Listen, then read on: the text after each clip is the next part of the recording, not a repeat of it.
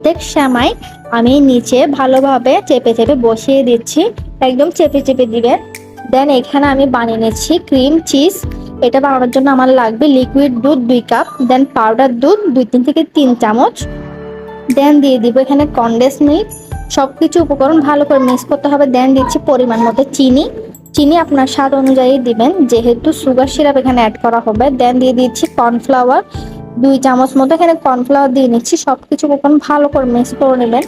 আর এই কাজটা করতে হবে চুলায় দেওয়ার আগে, যাতে পাউডার গুলি দলা পেকে না যায়। সবকিছু ভালো করে মিক্স করে নিতে হবে। এখন সবকিছু উপকরণ একসাথে চুলায় বসিয়ে দিতে হবে। চুলায় বসিয়ে অনবরত নাড়াচাড়া করতে হবে।